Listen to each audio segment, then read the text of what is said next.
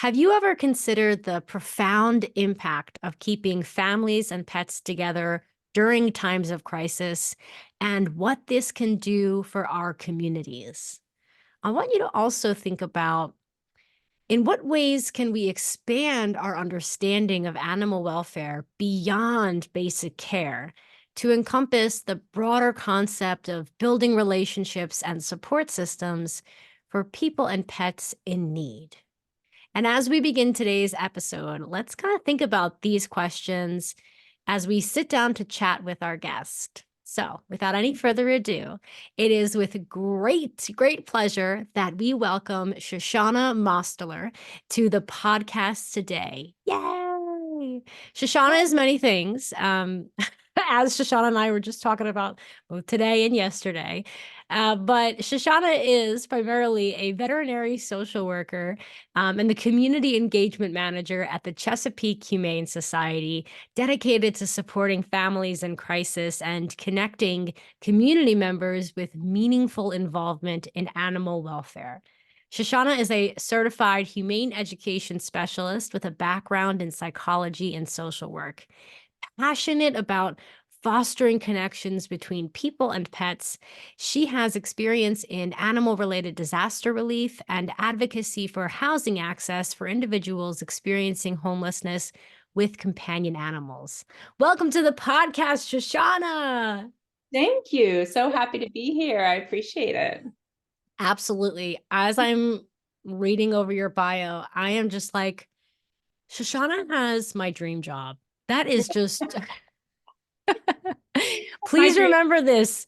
Remember this on stressful days where you're probably, I know, with your workload wondering, what did I get myself into? But like the work that you do to help both pets and people, especially during these moments when they need help the most, is so cool and I'm sure satisfying. Is that right? It is. It is satisfying. It is, as you said, it can be stressful working with people in crisis, and pets in crisis, therefore, right? Because if one is in crisis, then the other is also, is and can be incredibly stressful, especially when you have resources that only stretch so far and you can't help every person with every situation, but also incredibly important and wonderful and constantly inspired by the people I work with. I love that. That's amazing. So maybe you can give us a bit of insight into what inspired you. This is my favorite question. I love hearing how guests have arrived at the point they're at now. So tell us what inspired you to pursue a career in animal welfare and veterinary social work, and how has your background in, in psychology and social work influenced the approach that you take to community engagement at Chesapeake Humane Society? Well, so first of all, while I live my life with a lot of intention, my career path has been completely accidental, like from the get-go. Um, so it has been a long and winding road, sort of going back to something we were talking about earlier about me saying yes to too many things, because I'm just interested in so many things. So I say yes a lot. Um, I got my undergraduate degree in psychology, and like many people who graduate from college, I had absolutely no idea what I wanted to do with that degree.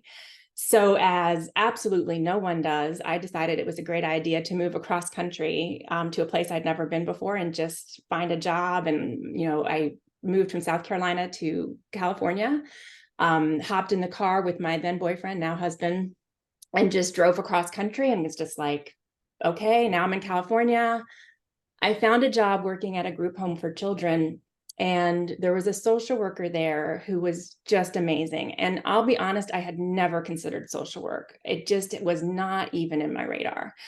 What I loved about what she was doing was that it was very practical. It was things that seemed like very tangible that you could do. I loved she was this really genuine, caring person. And it just really struck me that, that what she was doing was really interesting to me. And so I decided to get my master's degree in social work. Loved every second of getting that degree, just really loved it. And then my husband joined the military and I had children, and I did not work outside of the home for several years. We were moving to England. We were just moving all over the place. And I just worked, I stayed home with my kids and I volunteered and stuff like that. Turns out we're living in Illinois, and went to a random meeting. A friend of mine had set up a random meeting with just like a lunch thing with a person who was on the board for the Humane Society there. And she was phenomenal. And she and I got to talking. And next thing I know, I'm on the board of this Humane Society. Next thing I know, after that, I was working for the Humane Society as the program director. Somewhere along the line, I ended up as executive director. It was a winding road even within that. And it was a really cool time for animal welfare, right? Because this was just a few years ago, but you were hearing a lot more about the whole family and about resources for people. And, it was starting to become more of a thing to not just say like, oh, if you can't afford an animal, you shouldn't have one, but to really say like, how can we help people to keep their pets? I remember, I worked with the executive director at the time was Katie, and she's still a very good friend of mine. And I remember her saying to me, it's just heartbreaking to see these animals that would come into the shelter and you knew that they had owners, like you knew they were loved. Yeah. And it just was like, well, we're finding homes for these pets that have homes. Yeah. But they just, for some reason, can't stay there. And so it just really stuck with me that we ended up moving back to Virginia. And I was like, I really want to get back to my social work roots. I just knew like, this is what I want to do. And so luckily at a conference and through a friend, I had gotten connected with the executive director of the Chesapeake Humane Society, where I currently work. So when I got back to Virginia, I just reached out to her and I was like, look, this is kind of what I'm thinking. And she's like, well, that's actually really interesting, because she had already had the idea of starting this crisis boarding program, but it hadn't been started yet. So I got to start from the ground up, really working with the staff and creating this program, which is, what I'm doing now. And one of the things that I'm doing now, and I love it. And then that's when I heard about like the actual term of veterinary social work, which, is fairly new and a lot of people haven't heard about it. But then I decided to actually go back and get my postgraduate degree in postgraduate certificate in veterinary social work, which, just now finished up my Keystone project, which was specifically relating to grief that people experience with owner surrender. And do, as we're going to get to other stuff that I do, but like that's the kind of my journey to where I am now. Wow. That's amazing. I love how like it seems to me, like you have pursued your passion, time and time again, and really just trusted that if you stay true to yourself and continue to not only pursue your passion, but surround yourself with people, like you mentioned, going to that conference, really just surround yourself with people that share your passion.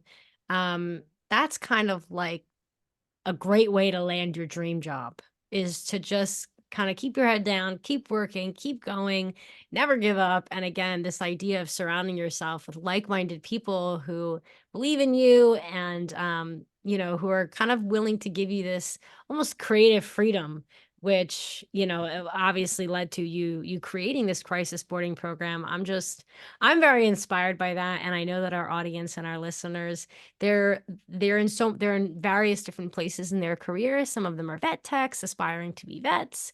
Some of them are students aspiring to be vet techs. So it's just very cool to hear that you did the work and it landed you where you're at now. And maybe you can share with us a memorable success story from this crisis boarding program that kind of encapsulates or highlights the impact of the importance of keeping families and pets together during really difficult life experiences.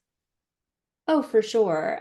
So, I have worked with, well, we've had, over 200 animals go through the program so far, and they're Wow. all special in their own way. The ones that are the most exciting to me and the most important to me, I love working with other organizations. And so like lots of times these cases really require a lot of collaboration, whether an animal comes in from animal control and then gets transferred in to our program, or whether a human service organization is reaching out. One of our very early on in our program, we worked with a person who had a cat who she had put into a boarding facility, a traditional boarding facility, because she had lost her housing. And, she, by the time I had gotten contact with her, she had her cat in this boarding facility and couldn't afford to get it out. Mm. And she didn't have a place for it to be. And she found out somehow about our program and reached out to me. And she literally at one point was sitting in her car outside the boarding facility, knowing that her cat was in there and knowing that she couldn't get it. And like, I'm starting to tear up now thinking Oh, of it, because she was just devastated. And so the boarding facility, I got in touch with them. They ended up significantly reducing the cost for her. She paid her last $118, and then we covered the rest to get her cat out of this boarding facility and transfer it to our program. And I still talk to her. She's then decided she wanted to help volunteer with us, and so she's occasionally able to volunteer with us. But she's just lovely, and she and her cat are doing great. And it was us all working together, right, that made that happen. mm. But I also would like to say success isn't always a family staying together, which sounds weird, but a lot of what I feel like my role is really listening to a person tell me what their needs are. And sometimes even if a person wants to keep their pet, it might not be the best thing for them at that time. Mm. Right. So like we always hear people, on their keyboard warriors who are like, I would live under a bridge with my pet. And like, I'm fine with that. If someone is that determined to keep their pet with them, that they need to live in their car or, in a tent, like I support helping people keep their pet however that looks to them. But some people, that might not be the best choice for them. And so that's where, like, when you think about my Keystone project and the grief relating to owner surrender, sometimes a person might decide that the best thing to do is to give up their pet, which is also really sad and difficult. And it can still be considered a success if what you're doing is really right for that pet and that animal.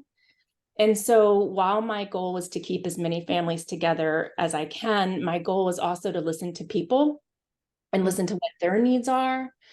And so like one of my current dogs that I adopted was actually originally in our boarding program. And, again, it was definitely organizations working together because he had to surrender his dog to an animal control facility. And then he was in a hospital, and, I was having to work with his social worker at the hospital to get paperwork signed. And he was lovely, and he loved this dog so much. But probably 3 weeks in, he called me and he's like, I was just offered, a space at a halfway house, and I have to take this.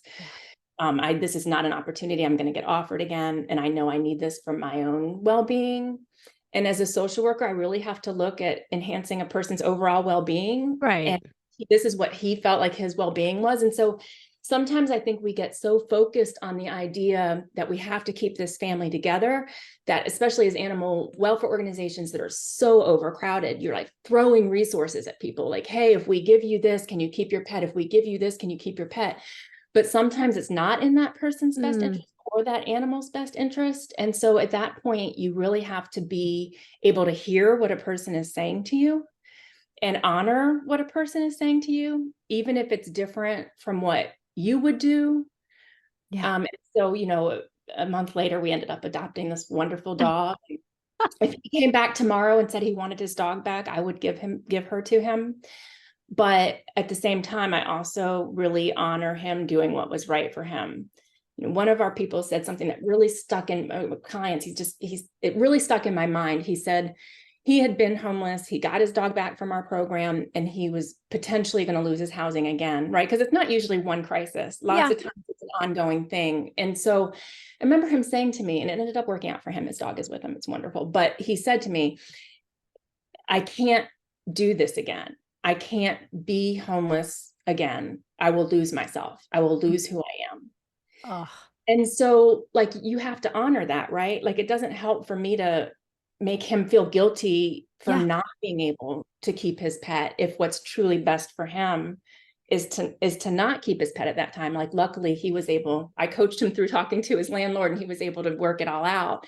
And I'm thrilled that he was, but I also would have done whatever I could to help him if that wasn't the case. Mm. This is such an interesting perspective, because I feel like we live in a world where we perceive everything as being like binary, like black and white, like right and wrong, good versus evil. And what you're expressing is that every single situation, every single relationship between a pet guardian and their pet is totally unique. And what we as advocates have to do, and what you as a social worker has to do, is to, instead of, you know, pushing your own well-intentioned agenda onto an individual, because of your own beliefs, because of the future you envision for this person. It seems like what I'm hearing, and what's very exciting, and what the world needs more of, is compassion and understanding when the cards don't fall where you thought they were going to. Mhm. And treating these individuals with respect and with dignity, no matter what they decide. And I love that you continually use the word listen, because in my experience and speaking with our clients, individuals who come to our street clinics, Mhm. half the time they just want to be heard. They're so used to being ignored. They are so like I have literally been at clinics where people who have come to previous clinics, they'll come back with their dog, and their dog doesn't need a checkup. They're just there to hang out.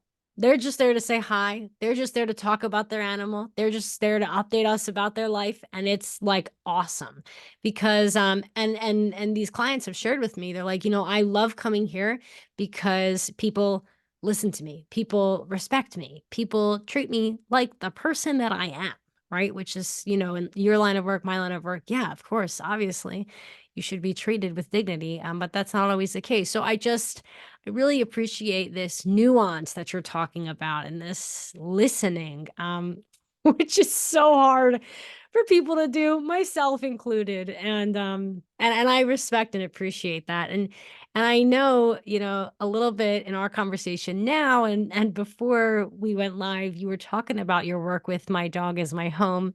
It's a great organization. We love that organization.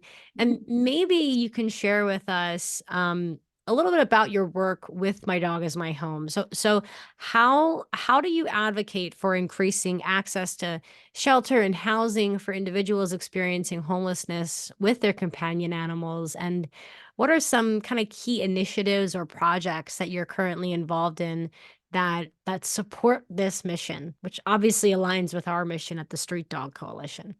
Yeah, so I love My Dog Is My Home, and I got involved with them originally after their first conference, which I attended and was just like blown away by the work they do.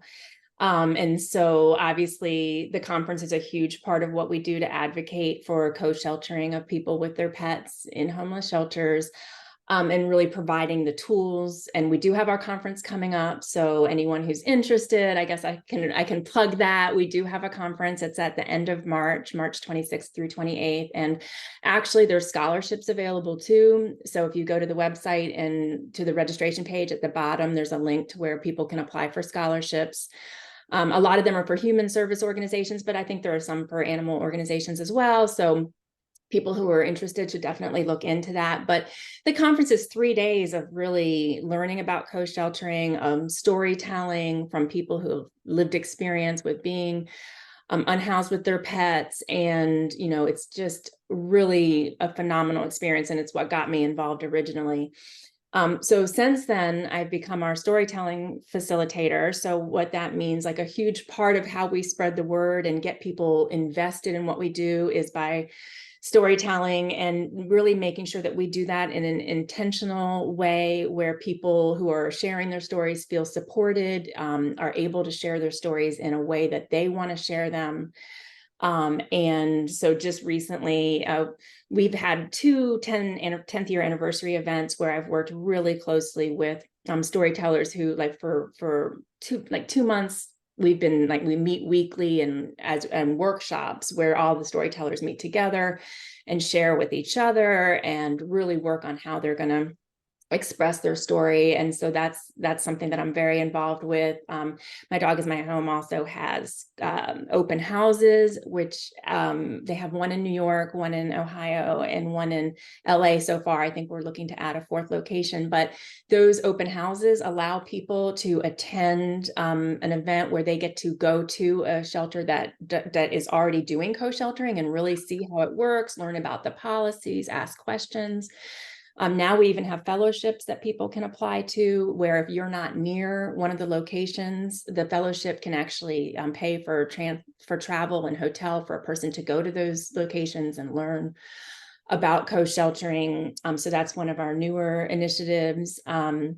We do trainings, and there's just a lot that we're involved with. There's a co-sheltering actually tomorrow that's another plug.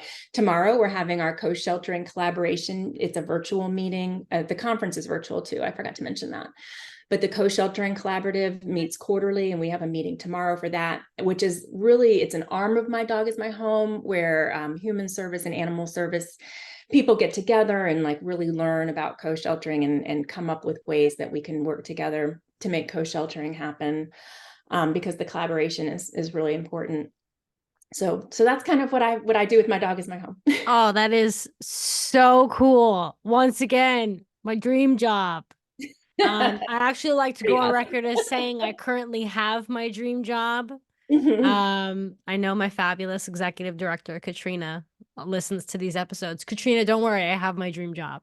But it is so cool to hear about the intersectionality of the work that you do. And when I was doing a bit of research on the work that you do, I kept seeing that word storyteller. And it's really exciting to me because actually the Street Dog Coalition, we are embarking on our first Client Empowerment Month, which is going to be the month of May. And what I'm doing is I am going to be bringing some of our clients into these little Zoom rooms and kind of empowering them to share their story with our audience.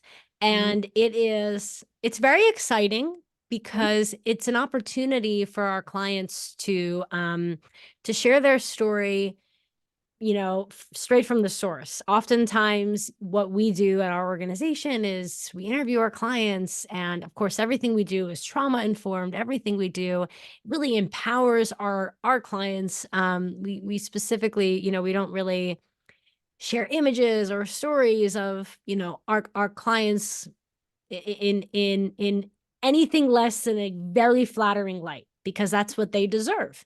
And that's honestly what's most representative of our clients. They're so vibrant, they're so full of life, they're so happy to be supporting their animals and supporting the Street Dog Coalition. So yeah, that's just really, really, really cool and really exciting. And if is there so I know a lot of people listening to this podcast, some of them are veterinarians, some of them are social workers, and some of them create content, and some of them work in different forms of media. So in terms of if someone is, and I'm asking this question as if I'm asking for a friend, but I'm asking for myself. I really agree. Did you hear me try to phrase it in a way that I know someone who might want to know. So what would you say? Would you say there is a great resource when it comes to trauma-informed storytelling for individuals who are experiencing homelessness, who have animals, or even what advice would you give someone like me who is embarking on their first ever Client Empowerment Month? So unfortunately, I mean, I could give you a lot of sources, but there are not enough sources That's about what I've noticed. ethical. No, there's not. There's just, so I have been almost kind of, when it came to the storytelling workshops that we did, I kind of was creating my own thing by pulling from a lot of different places, right? Okay. So I did some research on ethical storytelling, and I knew from the get-go what I wanted was for people to feel good when it was over, Yeah. right? Like I wanted them to, Yeah. first of all, I wanted them to have a relationship with me that allowed them to trust what the process was, right? Because you don't want someone, you want them to have choice, and you want them to really feel that you're going to use whatever they give you in an appropriate way. And so you can't do that without building the relationship. Yeah. And so the key things for building a relationship are be genuine and be curious, right? And so I try to live my life being genuine and being curious. And so it helps that the people that I meet in my storytelling workshops are so amazing. Like they really are. Like the things that they've gone through and the things that they've overcome and the importance of their pet to them is so inspiring and so amazing that it makes it easy. But there's some books I read, regarding storytelling in general. We were initially thinking like, oh, we want to do a moth style, which is kind of where you stand up and just like for, 5 or 7 minutes, just really tell your story. But this last time it was really interesting because the way the stories were told at this last 10th anniversary event that we had in LA were really unique to those individuals, which I loved. One woman, we were encouraging people to write their stories out, and she really just wanted to use bullet points and do more conversational. And she did, and it was amazing. Another woman ended up telling her story in third person because that's what felt most comfortable for her. And she ended up, oh, actually, she gave it to me. I'm going to show you. So she ended up making this little book that's like supposed to look like a actual storybook so like Oh, she's reading a story, but it was about her. And it was phenomenal. I mean, it was like so unique and creative. And the other woman, also told hers in kind of like a chapter style, but hers was first person. But like the point as we were meeting with them, and, I had help, it wasn't on me, but the point as we were meeting with them was like really how to make sure that they were comfortable with the way that they were sharing their story and what was shared, and to not share things they didn't want to share, and to make sure that it was all things that they felt comfortable with. And even for like, because ours wasn't virtual for this last event, it was in person, like even too much as like when they get there, making sure they can find me, making sure they could bring guests if they wanted to, making sure that they could bring their pets if they wanted to, so that they felt supported and cared about, and that not exploited at all, to have some control. that's so helpful. Again, that nuanced approach, that one size does not fit all. This is just so inspiring because, obviously there are 10 million ways to tell one story. And the way that you empower individuals to pick an avenue, even change ships in the middle of picking that avenue if they want. I'm sure you empower them to do that.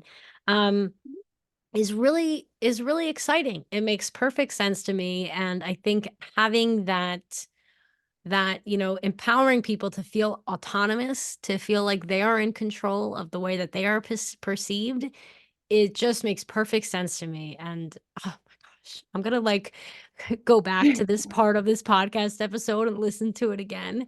And what I also love this idea of it sounds to me like you really think of everything and you really prepare for everything, but also in addition to that, there is this intuition that you've clearly cultivated. And it just sounds like you kind of perfectly balance thinking of everything, being really prepared, but also focusing on connection and being present and being in the moment and kind of letting everything that you prepared kind of fall away when it needs to fall away. So that people just feel seen and felt and heard and comfortable. And I love this idea of building trust. And you just gave me like a 5-minute masterclass. I hope you realize that.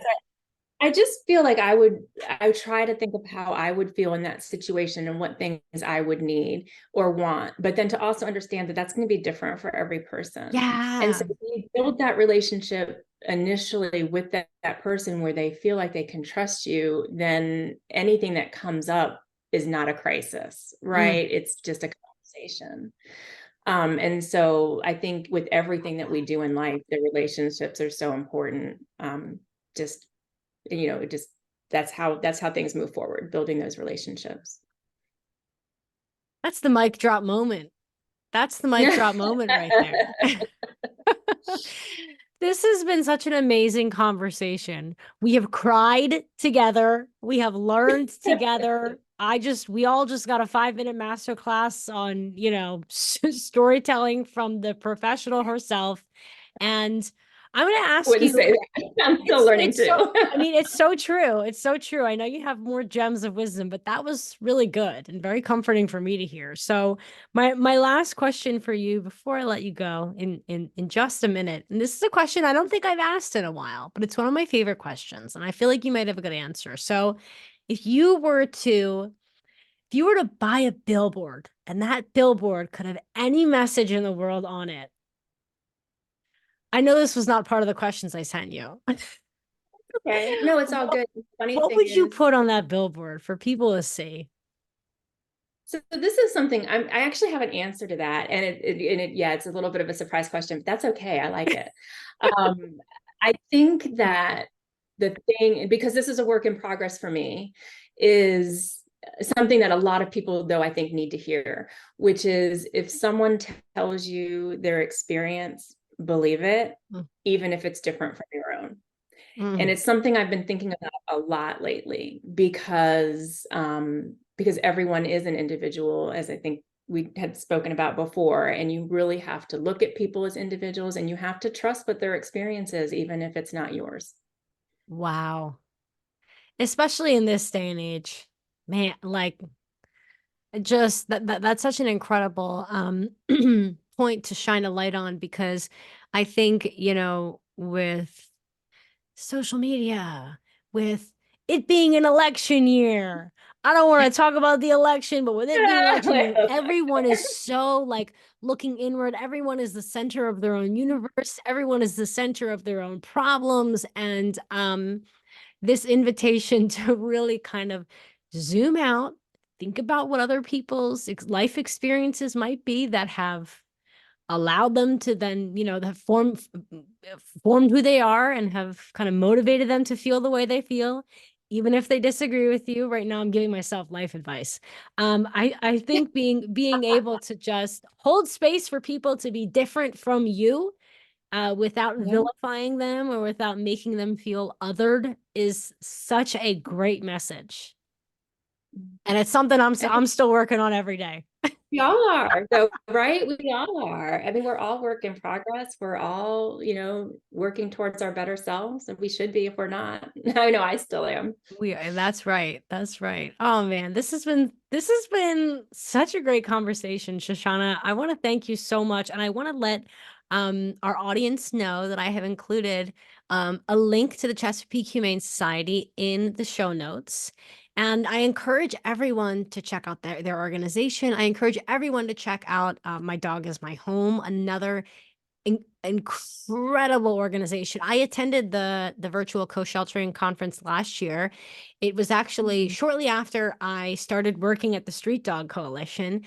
So it was a fabulous kind of almost like immersive crash course on everything that you really need to know when it comes to helping pets in need, helping people in need, and of course that intersectional work that's critical to both these pets and these people. It's a really great conference. So I encourage everyone to check it out. And Shoshana, thank you so much for your time today.